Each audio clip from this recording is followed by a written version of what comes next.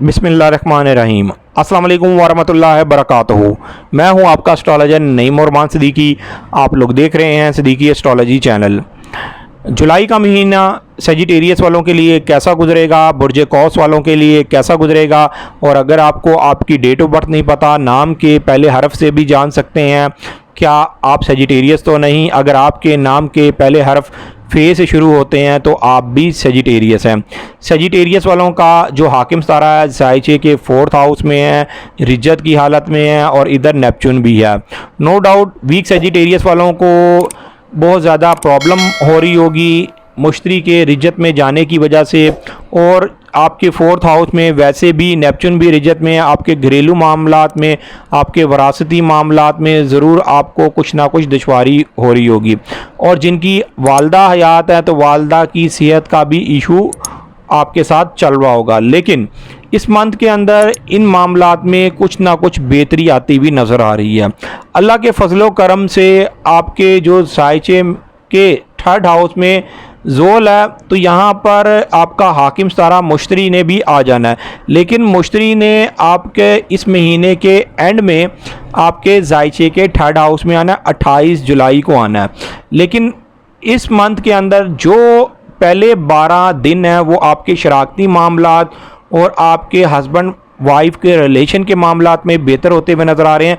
और अगर आप गैर शादीशुदा हैं और अगर आप शादी करना चाहते हैं और आप काफ़ी देर से परेशान हैं तो इस मंथ के जो पहले 10-12 दिन हैं, इस 10-12 दिनों में ज़रूर आप कोशिश करें। आपके लिए शादी का सबब बनता हुआ नज़र आ रहा है, आपका रिश्ता कहीं ना कहीं होता हुआ नज़र आ रहा है। आपके ट्रैवल के मामलात भी इस मंथ में बहुत ज़्यादा बेहतर होते हुए नज़र आ रहे हैं अगर आप अब्रॉड जाना चाहते हैं। लेकिन मैं आपको यहाँ पर एक चीज़ ज़रूर बताऊँगा कि आपके ज़ाइचे के 9th हाउस के अंदर ओजे मरीक होना है। ओजे मरीक होने की वजह से कानूनी मामलात में बेहतरी आएगी। जो लोग फैक्ट्री ओनर है, रेत बजरी सीमेंट का काम करते हैं, जो लोग किसी भी इलेक्ट्रॉनिक्स कारखाने के मालिक हैं, मतलब कि खिलौने या कोई ऐसी डिवाइस बनाते हैं, उनके मामलात में बहुत हद तक बेहतरी आती हुई नज़र आ रही है। आपके ज़ाइचे के 8th हाउस के अंदर भी ओजे शम्स होना है। ओजे शम्स होने की वजह से उस वक़्त आपके ख़ास तौर पर शराकती मामलात में जो लेन देन के मामलात हैं वो काफ़ी बेहतर होते हुए नज़र आ रहे हैं। जो लोग शादीशुदा अफराद हैं तो आपको आपके लाइफ पार्टनर से माली फ़ायदा होता हुआ नज़र आ रहा है। आपके लाइफ पार्टनर के पास कुछ ना कुछ माल मिलता हुआ नज़र आ रहा है इस मंथ में, इसलिए कि इस मंथ में 2 निशानियां हैं जिस वजह से जो लोग शादीशुदा अफराद हैं उनके लाइफ पार्टनर से उनको इसलिए फ़ायदा मिलता हुआ नज़र आ रहा है कि आपके 8th हाउस के अंदर ही नया चांद निकलना है। जो 11 या 12 को नया चांद निकल आएगा आपके ज़ाइचे के 8th हाउस में, और इधर 11 जुलाई 2021 को आपके ज़ाइचे के 8th हाउस में मरकरी ने भी आ जाना है। जब मरकरी ने आपके ज़ाइचे के 8th हाउस में आना है तो उसने ज़ाइचे के 4th हाउस और 11th हाउस को भी अच्छी नज़र से देखना है। लेकिन सजिटेरियस वालों को एक चीज़ ज़रूर याद रखनी चाहिए कि इस मंथ के अंदर जब कमर दर अकरब होगा उस वक़्त जो 2-2.5 दिन होंगे वो आपने हर मामले में अपनी एहतियात करनी है। ख़ास तौर पर आपने फ़ीमेल से बहुत ज़्यादा एहतियात बरतनी है, इसलिए कि जब भी कमर दर अकरब होता है तो सजिटेरियस वालों की मुखालफत बड़ी होती है और फीमेल्स की वजह से उनके कुछ ना कुछ मामला ज़रूर ख़राब होते होंगे। इस दफ़ा का जो कमर दर अकरब होना है वो होना है 17 जुलाई को रात को 11:23 पर तकरीबन ये स्टार्ट होगा और 20 जुलाई को ये ख़त्म हो जाएगा। इसके बाद मैं कमर दर अकरब की वीडियो ज़रूर बनाऊंगा और वीकली वीडियो भी मैं बनाऊंगा, उसमें भी आपको मैं ज़रूर आगाही दूंगा। लेकिन यहाँ पर मैं इस मंथ की जो मेजर जो चीज़ें हैं मैं आप लोगों को बता रहा हूँ कि आपके कौन से मामलात में ज़्यादा बेहतरी आती हुई नज़र आ रही है। इसलिए कि जब ओजे मरीक के बाद जब मरीक ने आपके ज़ाइचे के 10वें हाउस में आना है तो उस वक़्त भी इसने आपके काम काज के मामलात में और आपकी इज़्ज़त व वक़ार के मामलात में ज़रूर बेहतरी लेके आना है।